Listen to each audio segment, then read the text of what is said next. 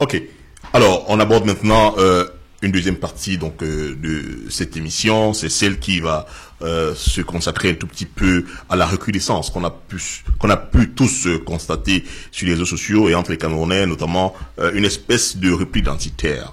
Et je voudrais pour cela ici avoir votre commentaire et votre perception d'un propos de Maurice Kamto face au Conseil constitutionnel lorsqu'il dit qu'il est bamiléké et qu'il n'a pas demandé à être bamiléké. C'est un propos qui aujourd'hui, je suppose que vous l'avez également suivi, est perçu de manière très diverse. Je vais commencer par vous, Joël Didier Engo. Quel commentaire vous a inspiré ce propos de Maurice Kamto? Est-ce qu'il avait besoin forcément de formuler ainsi dans ce contexte assez sensible où on est dans un repli identitaire quand même exacerbé? Je dirais simplement, Maurice Kamto, on dit c'est un homme politique, mais il y a aussi l'homme. Ça fait des mois qu'il est brocardé dans les sites internet, présenté comme le tribaliste avec des termes qui sont souvent désobligeants, insultants. Même si l'homme a une façade où il donne parfois l'impression qu'il est impénétrable, mais je pense qu'au fond de lui, pour ce que je l'ai rencontré, il n'y a pas l'once de tribalisme en cet homme. Il n'y a même pas l'once, nous sommes Camerounais, soyons honnêtes. Et lorsque je l'ai entendu dire ça au Conseil constitutionnel, je me suis senti... C'était un moment émouvant parce que je suis boulou. Et je me suis dit, c'est quand même terrible parce que nous sommes d'une région, nous venons d'une région où dans nos villes, toutes les composantes ethniques du Cameroun y vivent. Souvent même, ils parlent boulou et vous ne savez plus qui est d'origine de l'Ouest ou pas. Et quand je lis, je vois, j'entends ce qui a pu être dit sur Maurice Kamto, il avait besoin de faire cet éclairage. Il en avait vraiment besoin. J'en reste là pour ne pas aller plus loin. C'est un homme. Et dans le contexte délétère qu'on vit aujourd'hui, dans les réseaux sociaux, y compris, je vous dis, lorsque vous êtes originaire du Sud et que vous acceptez, vous vous mettez dans une neutralité telle que la mienne, vous ne pouvez pas imaginer ce que ça vous vaut en termes d'injures, de trahison, de termes désobligeants. À un moment, vous avez envie de dire aux gens, mais c'est du Cameroun que nous parlons. D'accord. Abdelaziz, Maurice Kamto, je n'ai pas passé un concours pour être bamiléké, j'aurais aimé être boulou. Vous pensez que ce propos avait sa place face au Conseil constitutionnel, face aux juges du Conseil constitutionnel? Mais on est le produit de circonstances. Oui. Et les circonstances dans lesquelles, et le contexte dans lequel il le dit, sauf à être hypocrite, oui, sauf à être dans cette cécité entretenue au Cameroun, sauf à être dans cette culture de la façade. Je pense que si on fait le reproche à Maurice Kamto, c'est qu'on refuse précisément à la fois de crever les abcès et d'aborder les problèmes tels qu'ils se présentent. On ne peut pas pendant des mois, Joël l'a dit, on ne peut pas pendant des semaines, à coups de posts sur les réseaux sociaux, d'indexation, de stigmatisation, dire sous cap pour certains et de manière ouverte pour d'autres, parce que j'ai lu la prose de commentateurs, d'analystes politiques reconnus qui ne prenaient plus de gants pour traiter l'ethnie bamiléké à la fois de porc, de porcherie, de l'assimiler systématiquement à des choses malfaisantes. On l'a vu ici en Europe avec les Juifs. On a vu comment, de manière progressive, on a instillé dans la société occidentale, européenne tout au moins, l'idée que le Juif était le malfaisant. C'était celui sous l'affaire Dreyfus ou d'autres, les affaires Lowe et d'autres, avant l'Holocauste, avant la Deuxième Guerre mondiale, c'était celui qui était la cause de vos malheurs. Parce que il se faisait de l'argent, parce qu'il était dans toutes sortes de combines, et parce que, on a vu les conséquences que ça a produit.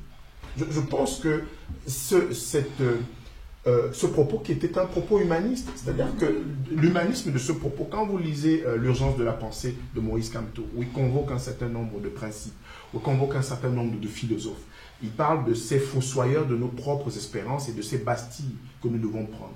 Les bastilles que nous devons prendre liées à cette question de l'individu qui s'affirme dans un espace, dans une société, à l'intérieur d'une communauté. C'est le Bamoun que je suis. La question de la tribalité dans cette nation. Léonard disait tout à l'heure que nous n'avons jamais eu au Cameroun l'occasion de décider par nous-mêmes de ce que nous sommes. On n'a pas construit notre nation par nous-mêmes. Et quand l'occasion nous est donnée, le colloque de 85 au Cameroun sur l'identité culturelle camerounaise, c'était une formidable occasion où Eboussi Boulaga, Angèle Benvin, Bernard Follon et bien d'autres ont disserté, discuté, sur ce qui peut fonder aujourd'hui, faire que le Boulou et le Bamoun se reconnaissent dans une nation qui est le Cameroun. En France, ils l'ont fait avec l'ordonnance de Villers-Cotterêts, par exemple, François Ier. Il dit le français va être la langue du royaume. Donc, les Basques, les Bretons, les Normands, les Corses, les Provençaux commencent à se retrouver dans un creuset par la langue. Il y a aussi la royauté qui a fondé une sorte de francité. Il y a des ethnies qui sont des ethnies originelles, les Gaulois, les Francs, qui se sont retrouvés à composer, à être juxtaposés avec d'autres, par le fait de guerre royale et ça. Mais ce travail de fondation de la nation par la politique et le récit, les historiens, tiens, il y a des Camerounais qui ont fait ce travail-là, Jean-Baptiste Obama, pour nous dire qui nous sommes. Et je pense que le ministre Grégoire Aona, ce qu'il a fait ce jour-là, de manière absolument pernicieuse, c'était d'exploiter une sorte de fond nauséeux des Camerounais au lieu, effectivement, d'embrayer dans ce que Kamto a dit, pour dire que désormais au Cameroun, on ne doit plus décider que le Bamoun ou le Bamileke est ataviquement mauvais, parce qu'il n'a pas décidé de l'être, mais que ce que nous devons considérer, c'est d'être Camerounais. Voilà l'horizon. Comme on dit, on montre la lune, les gens regardent le doigt. Ne regardez pas le doigt que montrait Kamto. Regardez la perspective qu'il annonçait. Et je pense que dans la classe politique, des Camerounais se sont exprimés de cette manière. Quand Cabral Libi revendique une proximité avec Amadou Ahidjo, moi je ne suis pas d'accord avec toute la mémoire d'Ahidjo, qu'on convoque Ahidjo. Moi je ne suis pas d'accord, il y a beaucoup de choses à redire par rapport au président Ahidjo. Mais je lui fais droit à cela. C'est-à-dire que dans la formation de ce que nous appelons le Cameroun, il y a des références, des repères. Et celui que Cabral Libi, en l'occurrence, choisit, c'est Ahidjo. Parce qu'il pensait que ça allait être un point d'ancrage pour la réconciliation. Puisque des Camerounais ont considéré que la répression du nationalisme ou de la lutte contre l'indépendance faisait de Ahidjo une sorte d'épouvantail, faisait d'Ahidjo une sorte de figure du mal. Et quand tout état de cause, dans cette perspective de la réconciliation des Camerounais, on ne pouvait pas laisser Ahidjo sur le carreau. Il y a déjà un prémisse avec la loi de réhabilitation, le décret de réhabilitation et la loi de 91 sur les héros nationaux, où Wandie, Oumiobe, Mounier et Ahidjo sont mis sur le même plan. C'est-à-dire que ce que Cabral Libi dit aujourd'hui concernant Ahidjo comme étant, il est dans le sillage de cette loi qui réconcilierait les Camerounais. Lui, qui est d'ethnie Bassa, on pourrait s'attendre à ce que, naturellement, il aille vers Oumiobe. Mais Cabral Libi se reconnaît en Ahidjo par le bilan de son action, par son idée de la nation. Donc, et surtout, il dit qu'il faut, dans ce pays-ci, parlant du Cameroun, il faut procéder au pardon. Au pardon. Mais je pense que cet humanisme africain, cet humanisme camerounais, et c'est pour cette raison que tout à l'heure, quand on parlait des manifestations, je disais qu'il faut qu'on aille dans les fondamentaux. La question de la justice et de la vérité. Vous avez vu la justice transitionnelle au Rwanda, en Afrique du Sud avec l'Ubuntu. On a convoqué des principes africains pour pouvoir réconcilier des gens, des Africains avec des Blancs. Donc les africanaires avec ceux qu'ils ont opprimés. Et au Rwanda, deux ethnies qui sont passés par la case, voilà, les Hutus et les Tutsis qui sont passés par cette case-là. Donc, la définition du Camerounais que Maurice Kamto dessinait, les pointillés qu'il met, que Cabral Libye, à travers les repères qu'il trouve en Haïdio, ou d'autres Camerounais qui trouvent d'autres repères en Oumiobe, etc. Voilà de quoi on doit discuter au Cameroun. Pas de s'arc-bouter sur une proposition, un propos de Maurice Kamto qui était le reflet d'une exaspération. Une exaspération que les gens ne veulent pas assumer. Il faut assumer, et Mokoko Prizola a écrit dans Le tribalisme et le problème national camerounais, Kenye Fodor et d'autres, Achim Bembe, et d'autres ont écrit sur cette question du problème Bamileke au Cameroun. Si nous ne pouvons pas discuter de ce que les Français, dans une période, une séquence de la répression du mouvement nationaliste au Cameroun, ont fait le diviser pour mieux régner, qui était classique dans la conquête coloniale, eh bien, ce que le colonel Lamberton a dit, in extenso, qui se retrouve dans des documents, eh bien, on doit pouvoir, pour construire notre nation, aborder de manière franche les problèmes pour les exorciser. Je pense que c'est de ce point de vue, pour terminer, que je pourrais aborder, donc aller au fond, ne pas rester en surface dans les polémiques, mais aller au fond véritablement du problème. Léonard, c'est la même question. Est-ce que Maurice Kamto opposait Bamileke au boulot? Je vais répondre plus largement, parce qu'au Cameroun, il y a un peu plus que les Bamileke.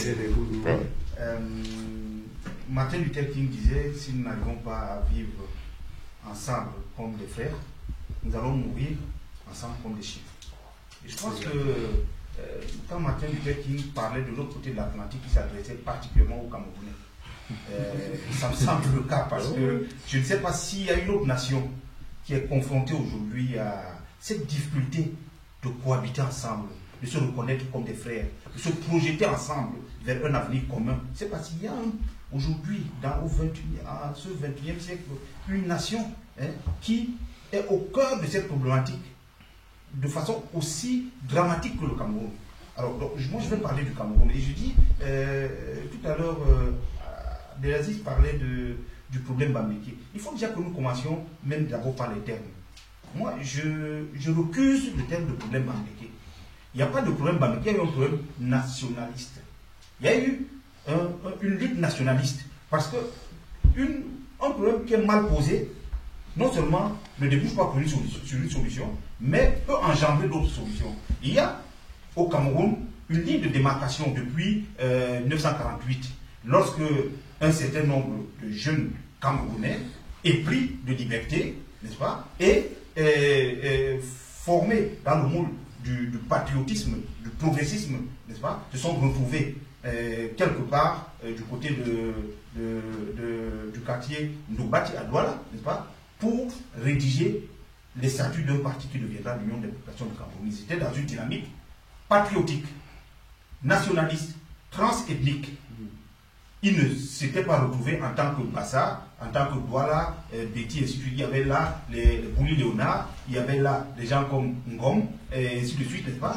Djoumessi Mathias qui viendra plutôt après, lui viendra 2 ans après, en 50 au congrès de Tchang, n'est-ce pas? Et ces gens avaient un projet pour le Cameroun.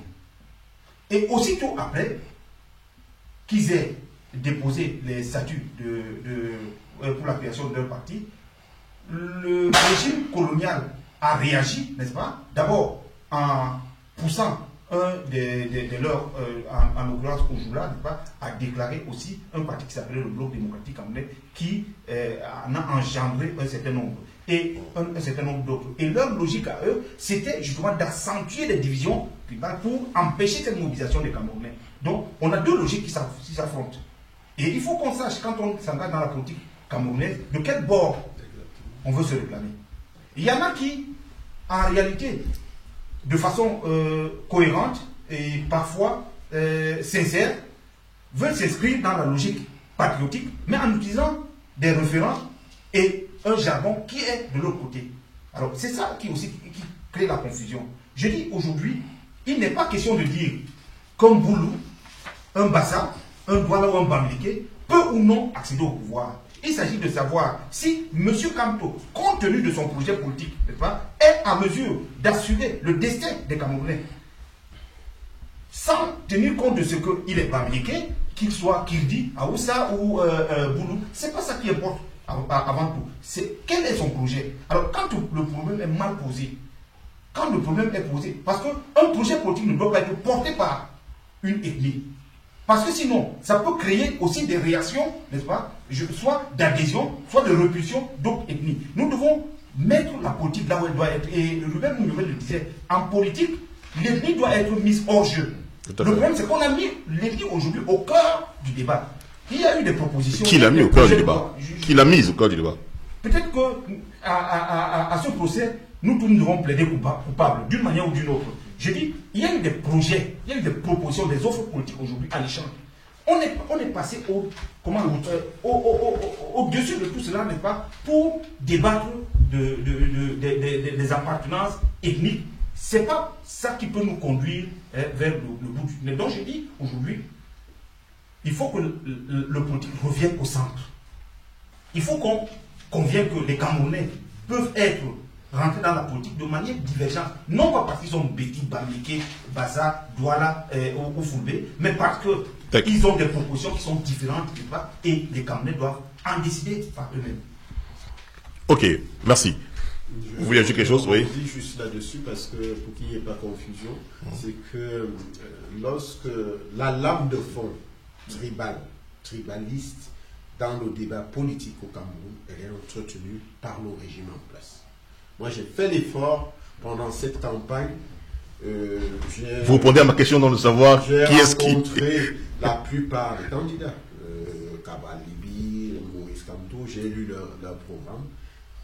Ce qui se dégageait au-delà de nos divergences d'opinion, de conviction, c'était des projets portés par des hommes politiques.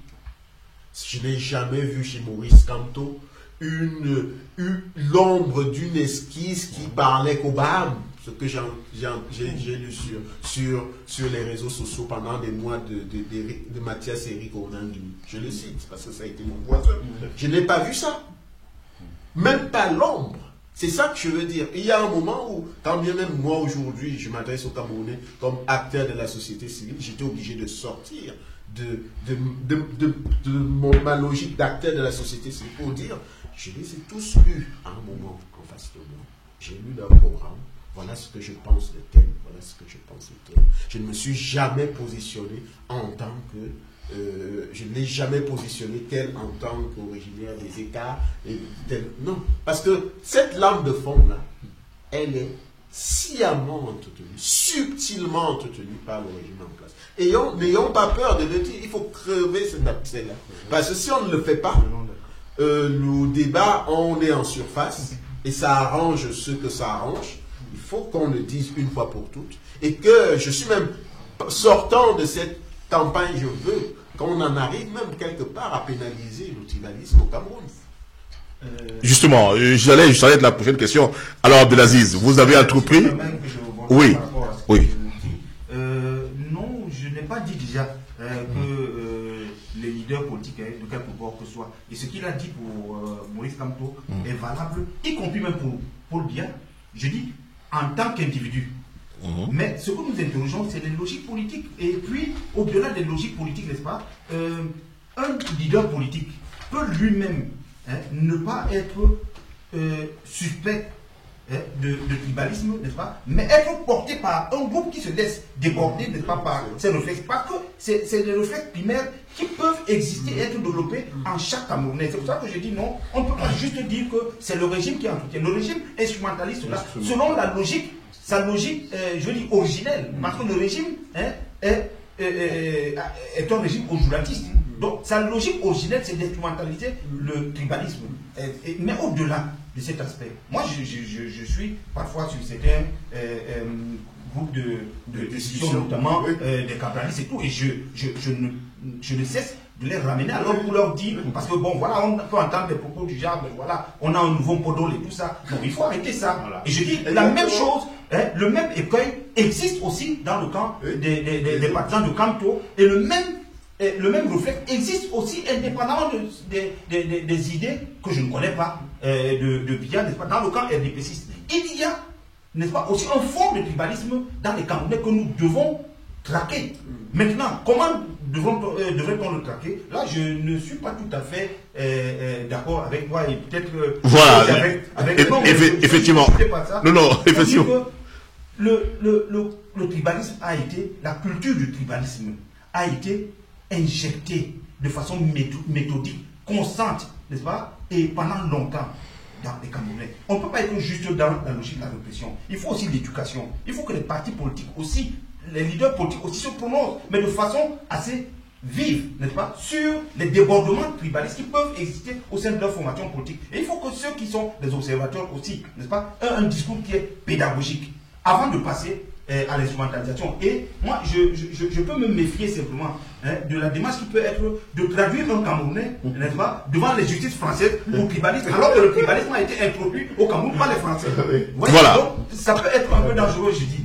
On va leur laisser Abdelaziz répondre parce qu'il est interpellé.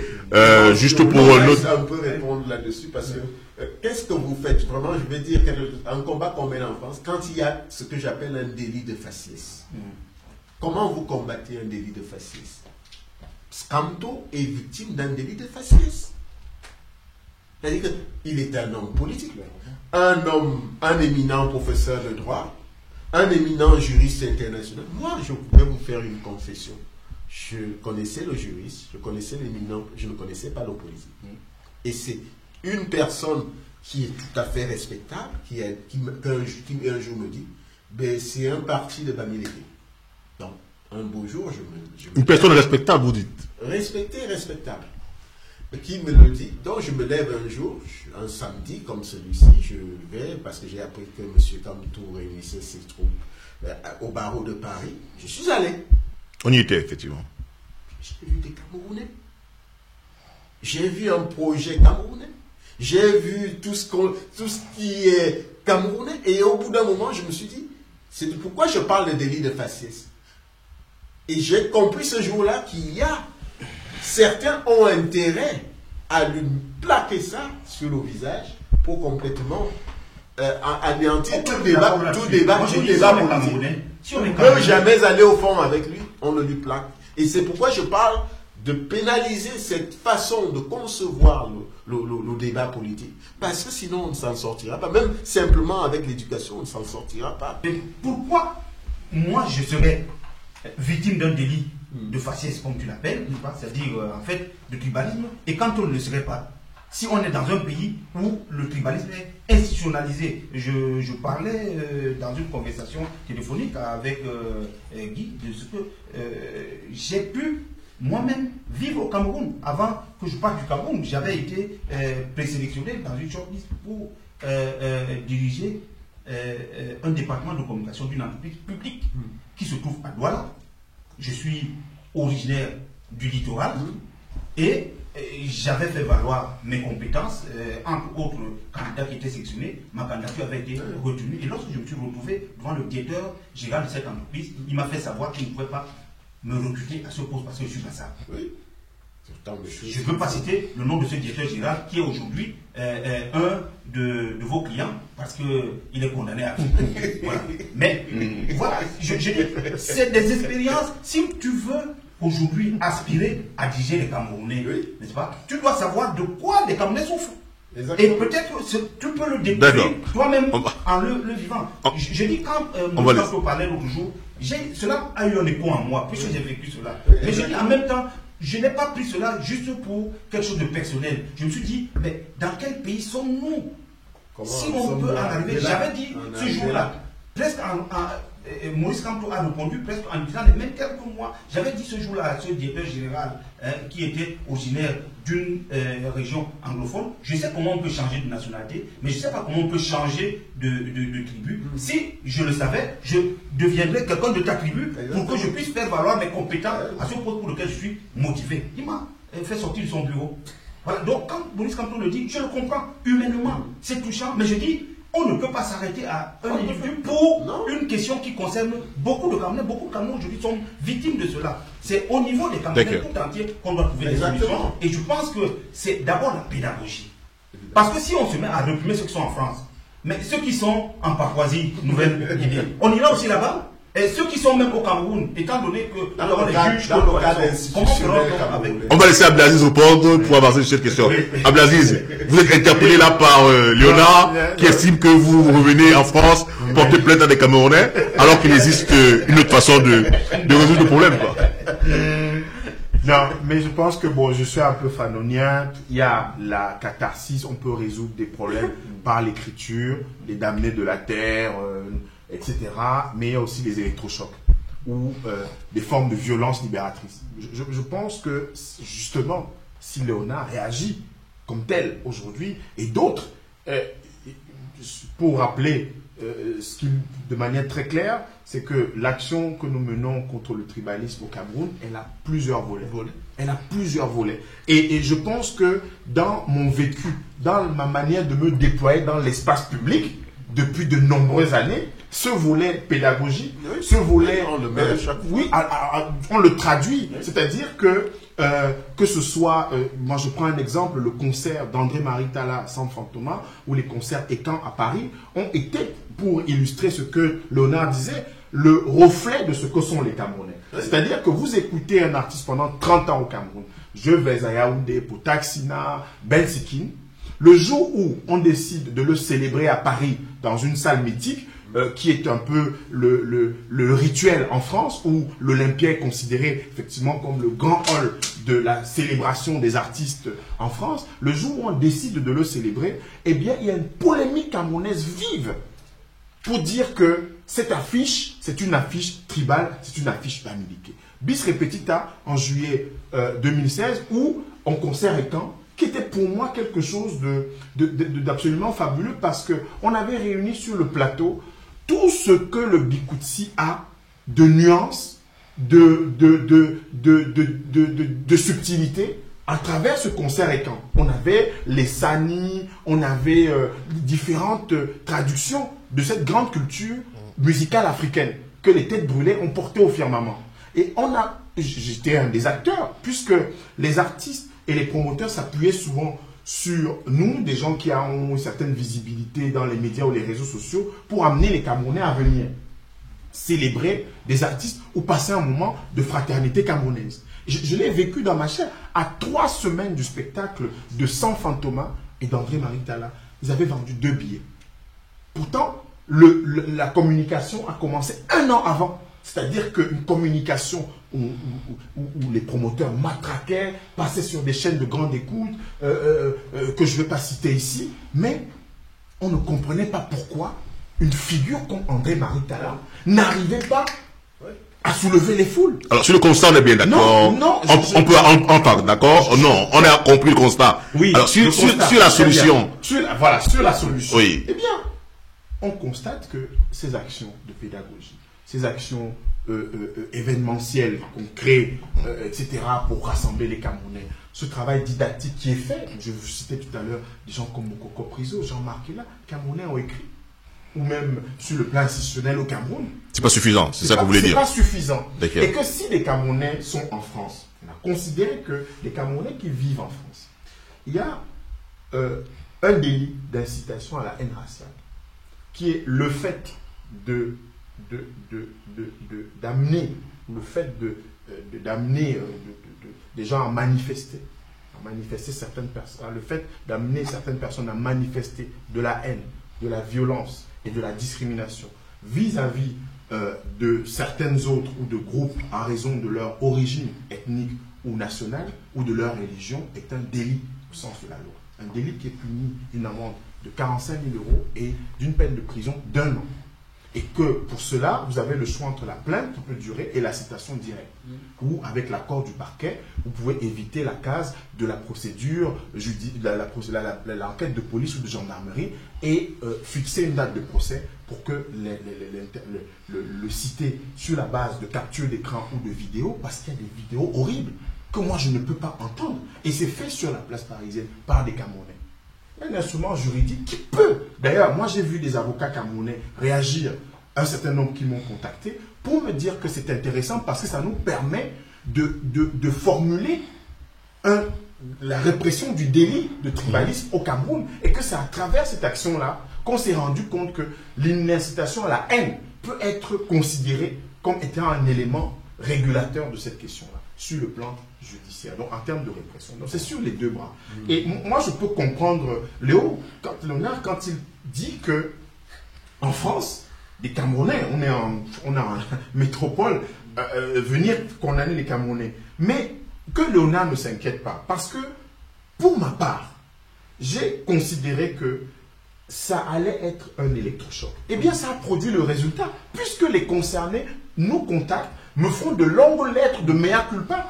Monsieur, pour ne pas le citer, il y a un qui tient une page qui était particulièrement virulente, où il disait qu'il ne reçoit ici que des bassards, que sur sa page, il ne reçoit que des bassards, où il a aligné un certain nombre de vidéos extrêmement humiliantes pour le pays que nous sommes. Je ne parle pas pour l'ethnie qu'il indexait. Je parle aussi de gens qui se sont mis, parce qu'ils étaient exaspérés, des amis et frères Bamileke, à faire aussi le punching ball, la partie de ping-pong, avec des réponses qui tombaient, mais vraiment, qui te glaçaient le sang. Donc, à partir du moment où on a des Camerounais, moi j'observe que des gens qui te taguent pour te dire, ah tiens, il y a une telle personne, ce site-là, cette page Facebook-là, il faudrait la signaler. Les gens ont intégré cette culture. Ça fait qu'on a constaté une baisse depuis une semaine, une baisse des publications qui était au pic entre le 8 octobre et le 15 octobre, mais il y avait une floraison de choses incroyables.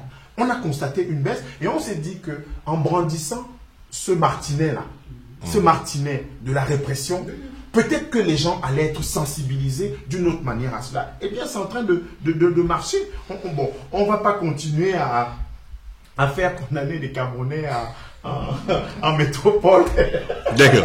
Alors. Moi, je vais payer aussi la leur donner à manger quand ils seront en métropole.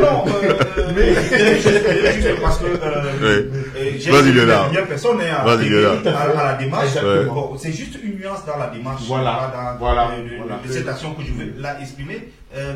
Parce que tu l'as dit toi-même tout à l'heure, Aziz, il y a un contentieux historique entre le Cameroun et la France, n'est-ce pas? Dans ce contentieux historique, n'est-ce pas, l'exacerbation du tribalisme entre des Camerounais, n'est-ce pas, fait partie de ce contentieux historique. Et donc, le tribalisme dont on parle là est c'est un contentieux secondaire par rapport au contentieux principal. Et je dis, on ne peut pas résoudre le problème secondaire en l'ignorance. Ce n'est pas le fait. C'est-à-dire que si c'est Camerounais, par exemple, je veux dire, c'est juste sur le plan symbolique. Mais vous savez que la politique se nourrit des symboles. Si les Camerounais étaient, par exemple, traduits en justice au Cameroun, je le comprendrais et le soutiendrais. Absolument. C'est le fait de les traduire devant... une juridiction française. Mais je comprends. C'est pas dit du colon, c'est ça le problème. La démarche, je comprends en même temps la démarche. J'ai mis cette réserve, n'est-ce pas? Parce qu'au fond de moi, je suis un patriote camerounais, je suis un nationaliste, je ne m'en cache pas. Et je dis que livrer, pour moi, patriote camerounais, n'est-ce pas? Livrer un compatriote, quel que soit le grief que je lui reproche, n'est-ce pas, à la justice française, peut être quelque chose de. C'est une faute de.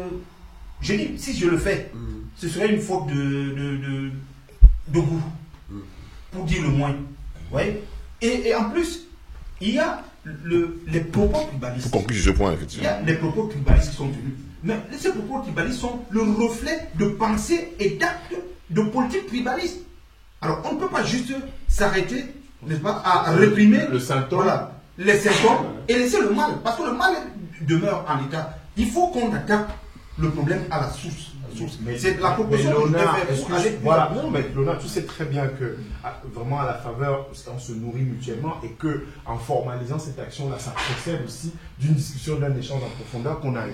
Mais mon cher Joël, mon cher Elie, on ne peut pas. Moi, je suis de ceux qui pensaient et qui pensent qu'on ne peut pas laisser les choses en l'état et qu'il fallait une action, il fallait des actions pour sensibiliser l'opinion camerounaise. Et là, en l'espèce, ça nous permet aussi d'avoir ce débat. Moi, j'ai des débats comme ça avec des compatriotes qui me disent « Ah oui, j'ai vu ça, mais je souhaiterais que tu l'orientes de telle manière. » Monsieur Mamama a écrit, Monsieur Roger Mama, je vais le citer, celui qui va faire l'objet de la remise d'une citation par voie du C la semaine prochaine. Il m'a écrit. Maintenant, il faut que je puisse le dire. Monsieur Mama m'a écrit pour me dire qu'il regrette profondément d'avoir posé de tels actes et que lui aussi il était exaspéré par tout ce qu'il entendait, par tout ce qu'il voyait. Donc je pense qu'entre nous Camerounais, ça va nous permettre qu'on se retrouve un peu. J'imagine qu'une rencontre entre M. Mama et nous pourrait permettre que nous puissions sensibiliser davantage. Et moi, je suis heureux que nous ayons cette discussion à bâton rompu, que nous opposions même sur les éléments stratégiques pour que cette question-là puisse être enfin, Joël l'a dit, qu'on puisse enfin crever cet abcès au Cameroun et résoudre cette situation, trouver des solutions. D'accord, on aborde maintenant la dernière partie de cette émission. On va parler, une fois qu'on a parlé des événements post-électoraux qui continuent à se déroulé au Cameroun et dans le monde entier, parce que aujourd'hui c'était Paris-Douala. Mais non, parlons très clairement de ce qui s'est passé au Cameroun pendant cette élection. Est-ce qu'on peut convenir aujourd'hui que la coalition entre les différents candidats de l'opposition suffira un jour à vaincre le système de Yaoundé? Je voudrais commencer par vous, Joël. Oui, avant d'aborder ce sujet, je voudrais un petit peu revenir sur ce qu'on oui, mais rapidement, pour que on passe. Parce que malheureusement l'actualité prend une tournure dramatique au Cameroun. Ah d'accord. Il y a eu des tirs à Douala, les soldats ont tiré sur les partisans de Maurice Kamto qui défilaient. Il y a eu un mort. C'est vraiment l'occasion d'appeler tout le monde à la retenue, de dire qu'une démocratie, nous voulons être dans une démocratie. On ne tue pas, on ne réprime pas au nom des opinions. On l'exprime. Vraiment appeler nos concitoyens, y compris les soldats, à la retenue pour ne pas forcer des organisations comme les nôtres. Nous sommes là pour veiller à l'intégrité physique et morale des personnes. Et à plus forte raison, des leaders d'opinion ou des... Quand on en arrive à des choses comme ça, ça dévalue toute la valeur que nous donnons au vivre ensemble dont on nous parle, on nous abreuve du matin au soir. Maintenant, par rapport à la question que tu... Merci pour cette information qui... posée sur ce qui s'est passé pendant l'élection présidentielle.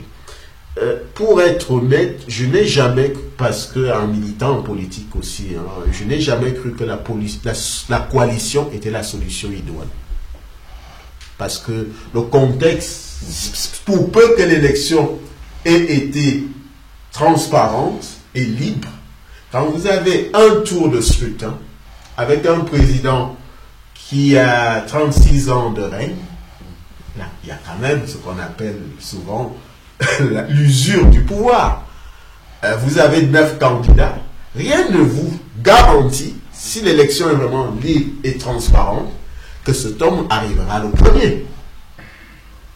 Une coalition se fait aussi sur quoi? Une coalition se fait sur les idées, sur un programme, sur des idées. On s'entend sur des idées généralement, avant même de mettre des questions d'ego dont on abreuve souvent les candidats en disant tel a un ego. Un homme politique a un ego. Il faut acter ça, quel que soit le pays où on est, un homme politique a un ego. Donc je ne pense pas, c'est un débat dans lequel le régime a su nous entraîner. Certains d'entre nous sont tombés là-dedans parce qu'on avait cette chanson qui nous était répétée par tous ces médias du Quai d'Orsay, RFI et les autres. Mais ce n'était pas ça la problématique des élections. La problématique, c'était vraiment d'aller vers une élection, et le procès qu'on faisait à ces candidats avant l'élection, c'était qu'ils n'avaient pas veillé à ce que le processus soit déverrouillé au niveau institutionnel. C'était le seul procès que je leur faisais. Mais ils nous ont prouvé que malgré cela, malgré tout ce qui s'est passé, il y a eu des doutes sur le résultat final. S'il y a des doutes sur le résultat final, ça veut dire que la coalition n'était pas la condition dont nous présentait comme le alpha et l'oméga de la victoire de l'opposition, entre guillemets. Le problème était rien. Le problème, c'est qu'au Cameroun, nous devons veiller, au sortir de ce scrutin, à remettre les cartes sur la table, réformer tout le processus électoral. Soit le régime le fera, donnons-lui cette chance, mais je doute, je pense que c'est sur ça que nous devons veiller, même si les candidats ou le candidat qui s'estimerait avoir été volé a aussi le droit de contester les résultats qui sont sortis. Mais tant bien même c'est le Conseil constitutionnel qui les a proclamés, il a le droit de dire Voilà les preuves que j'ai eues. Et il peut même rester en justice internationale, puisque même le Conseil constitutionnel s'est appuyé pendant le contentieux électoral sur le pacte international relatif aux droits civils et politiques. Donc, il y a encore des possibilités de contester cette élection. C'est ce que j'avais à dire là-dessus. Alors, Léonard, est-ce que des inscriptions massives, on reproche beaucoup à la diaspora camerounaise d'avoir été absente sur les listes électorales, mais d'être prompte à marcher, à battre le pavé, par exemple, du Trocadéro, alors qu'elle aurait pu s'inscrire sur les listes électorales et changer la donne au niveau des urnes?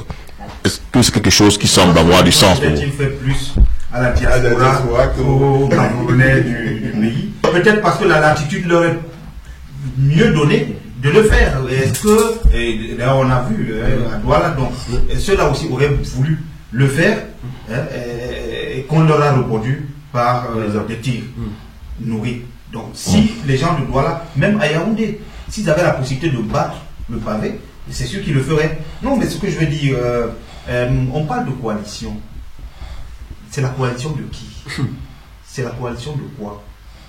Il y a aujourd'hui à peu près, on compte, selon les statistiques de... Peut-être qu'il faut que je reformule différemment, je ne vais pas vous couper, je reformule différemment cette opinion camerounaise. Elle dit simplement ceci, que les leaders de partis de l'opposition avaient tout intérêt pour changer les choses au Cameroun, de ne présenter qu'un seul candidat face au président Paul Biya, pour rassurer le peuple camerounais qui sont en train de se battre pour le Cameroun et non pour leurs intérêts personnels. Et moi je dis, qui sont ces Camerounais qui le disent et qui leur a mis cela dans la bouche? Alors, parce qu'il y a 230 partis politiques à peu près au Cameroun. Il faut leur apporter des réponses. Si on enlève, oui, je vais y répondre, mais par une démonstration. Si on enlève donc le G20, le RDPC et les quelques 5 ou 6 particules, n'est-ce pas, qui constituent la majorité présidentielle, et il en restera à peu près 200. Supposons que ces 200 s'asseyent. Et par miracle, n'est-ce pas, qu'il y ait une fumée blanche qui sorte et qu'on choisisse le nouveau pape de l'opposition camerounaise, celui qui doit nous conduire, n'est-ce pas, vers le paradis politique. Qu'est-ce qui empêche le RDPC de crier aussitôt après 200 partis politiques de l'opposition qui seront contre les 230, les 200 autres réunis, n'est-ce pas, et qui vont maintenant proposer aussi 200 candidats? Non, ce que je veux dire, c'est que ce n'est pas au parti de désigner un candidat aux Camerounais, si les Camerounais veulent le changement, c'est à eux de choisir, même parmi 200 candidats possibles, n'est-ce pas, le candidat unique qu'ils veulent. Si les Camerounais pensent que c'est Maurice Kamto, dans toute l'opposition, qui est le Camerounais et le candidat idéal, ils n'ont qu'à s'inscrire et aller massivement le voter, n'est-ce pas? Ou Cabral Libi. Donc, ou Cabral Libi, ou Matomba, ou Oshi, ainsi de suite, n'est-ce pas? Donc, il faut que les Camerounais comprennent une chose. On ne donne pas le changement à un peuple. Un peuple arrache le changement parce qu'il pense qu'il a droit au changement. Un changement qu'on donne est un subterfuge. C'est un piège à con. On a eu des changements comme ça. En 82, il y a eu un changement. On criait tous Paul Biya, toujours Shoga. 36 ans après, il nous demande qui sera éternellement Shoga. Puisque nous voulions un Shoga éternel, bon, il est là. Parce que ce n'est pas nous qui avions choisi. Si on avait voix au chapitre, peut-être on aurait pu trouver que Haïtien Vobé était plus Shoga que lui, ou Samuel Boa, ou même le commandant qui s'abat. Parce que tout ne doit pas seulement se faire au sein du sérail. Voilà. Donc, je dis, aujourd'hui, ce qui se passe, c'est que je ne suis pas aussi pessimiste que beaucoup de Camerounais. Je pense qu'il s'est passé quelque chose d'extraordinaire au Cameroun. Parce que pour qu'il y ait un changement, il faut qu'il y ait deux choses. Il faut qu'il y ait une offre politique, n'est-ce pas? Et il faut qu'il y ait un marché politique, c'est-à-dire qu'il y ait un électorat.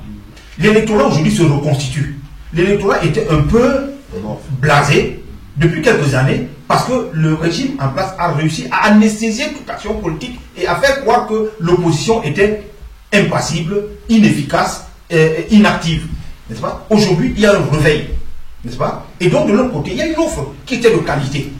Les deux finiront certainement par se rencontrer et par produire quelque chose de, peut-être pas de miraculeux, mais quelque chose qui réponde aux attentes des Camerounais. C'est vers cela qu'on se dirige. Et Cabral Libi, justement, a fait une proposition dans cette sortie, notamment, qui a été relayée par BBC, n'est-ce pas, et qui a été au cœur de la controverse. Il a proposé ce qui peut être aujourd'hui au cœur d'un regroupement de l'opposition camerounaise. Il a fait la proposition certainement au régime en place en disant ben, si le régime veut un gouvernement d'union nationale, donc gouvernement d'union nationale veut dire que quoi? Qu'on a acté le fait que nous sommes en situation de crise, qu'on a acté le fait que une seule personne ne peut pas nous sortir de cette situation de crise, alors nous nous retrouvons autour d'une même table. Et il a fini son propos en disant que, mais il sait une chose, c'est que le régime qui vient d'opérer un hold-up sur les élections n'acceptera jamais cela. Et bien si le régime ne peut pas accepter cela, ça peut être cette proposition et d'autres qui peuvent être ajoutées par Kanto, par aussi, peuvent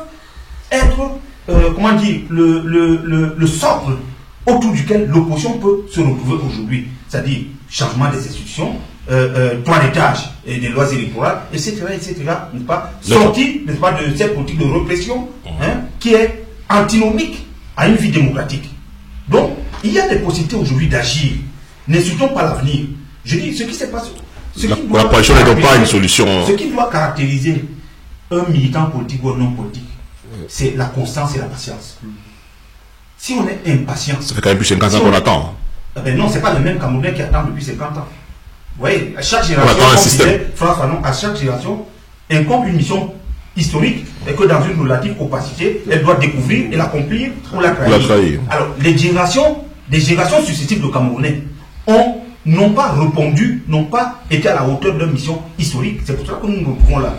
Il y a aujourd'hui des générations de Camerounais qui se lèvent et qui disent c'est la génération des Abdelaziz Moundé, c'est la génération des Cabral Libi, et nous qui sommes peut-être un peu plus voilà. Notre devoir aussi, c'est de les accompagner, c'est de les soutenir. Parce que moi, je pense qu'on peut négocier une transition provisoire, mais c'est à cette génération-là qu'appartiendra la charge de relever le Cameroun. Alors, Abdelaziz, vous avez, pendant des semaines, œuvré pour une coalition entre certains candidats de l'opposition. Et si j'ai bien compris, cela a été un échec. Est-ce que vous pensez que l'absence de coalition entre les leaders de l'opposition camerounaise à cette élection présidentielle du 7 octobre est simplement la seule explication à l'échec de l'opposition face à Paul Biya?